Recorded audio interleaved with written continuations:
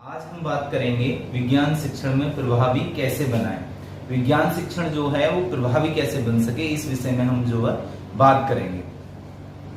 सबसे पहले तो हमें समझना चाहिए कि जो हमारा मस्तिष्क है वो चीजों को समझता कैसे है।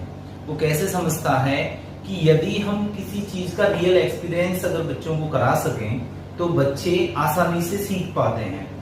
इस बात का मतलब ये है कि यदि हम देखें कि जो चीजें हमारे रियल अनुभव में आती रहती हैं या जिनका हम प्रयोग करते रहते हैं वो चीजें हमें याद रहती हैं, और जो चीजें हमारे अनुभव में नहीं आ रही हैं और हम बच्चों पे उन्हें थोप रहे हैं तो बच्चे का दिमाग उसे अपने पास नहीं रखता है, उसको जो है डिलीट कर देता है। जिसकी वजह से हम देख सकते हैं बच्चों के अंदर कि जो चीजें स्वाध्याय अगर हम क्लासेस के अंदर करा रहे हैं तो बच्चे भूल जाते हैं, लेकिन यदि वो मूवी देख के आए हैं और अगर हम उनसे पूछें कि मूवी में आपने क्या देखा तो बच्चे इजीली बता पाते हैं, पूरी कहानी सुना देंगे, स्टोरी सुना देंगे।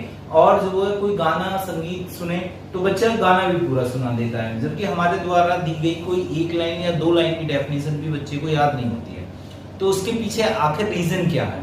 क्योंकि जब वो मूवी देखने जा रहा है तो उसके सेंसेस काम कर रहे हैं, वो देख भी रहा है, वो सुन भी रहा है, उसको महसूस भी कर रहा है, तो बच्चा उसको इसलिए इजीली हमें याद रख पाता है। लेकिन यदि बात करें हम परिभाषा, हमारी क्लासेस में और हमने जो है एक व्याख्यान विधि के द्वारा जो है अपना लेक्चर लिया, बताया, बच्चों को क्लास ली, तो बच्चे उसको याद नहीं रख पाते हैं। जैसे कि क्लास के अंदर में जाके हमेशा देखा है और भी स्कूलों में कि जैसे बच्चों को पहला पाठ पढ़ाते हैं, कक्षा 6 में प्रथम पाठ है, तो उसमें क्या है कि बच्चों को बताया गया है कि विज्ञान क्या है और प्रौद्योगिकी क्या है, मतलब साइंस और टेक्नोलॉजी क्या है।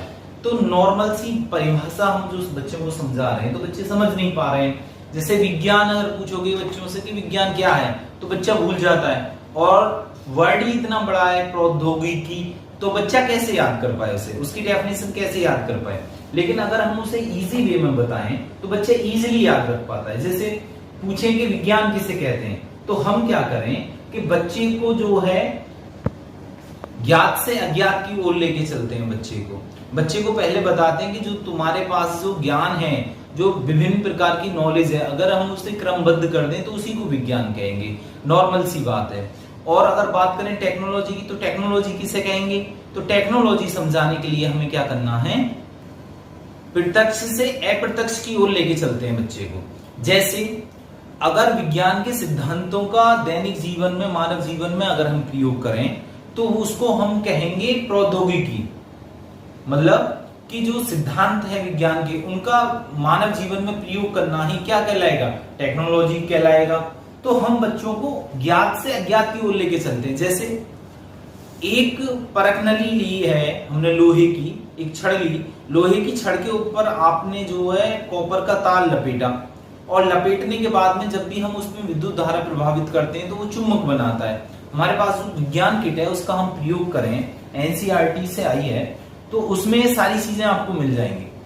तब हम देखें तो बच्चा देखता है कि जैसे कोई मैजिक हो रहा हो, कोई जादू हो रहा हो, और उसमें वो इंटरेस्ट दिखाता है। तो वहां पे देखिएगा कि चिमक बन गई है, हम उसे बना के दिखा सकते हैं। और तब हम बताएंगे कि विज्ञान का ये जो सिद्धांत है कि किसी क्षण के चारों तरफ तार लपेटा हुआ है कॉपर का, और उसमें अगर हम विद्युत धारा प्रभावित कर रहे हैं तो वो क्या है, उसे ज्ञात है पहले से, उसके सामने प्रत्यक्ष रूप से है, और हम अप्रत्यक्ष की ओर ले जा रहे हैं कि अब उसमें चुंबक बन रही है।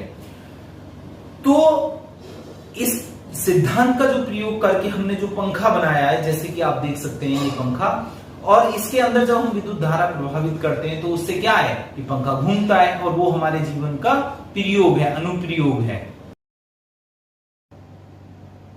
यदि सारांश में हम बात करें कि विज्ञान शिक्षण को प्रभावी कैसे बनाएं, तो हम 4 लाइनों में ये बात कह सकते हैं कि अनुभव द्वारा तथा स्वयं करके सीखा गया ज्ञान स्थायी होता है। विज्ञान विषय ही ऐसा है जिससे प्रयोग तथा गतिविधियों के माध्यम से यदि विद्यार्थी स्वयं करके सीखता है तो अवधारणा बच्चे को स्पष्ट भी होगी और अर्जित ज्ञान स्थायी भी।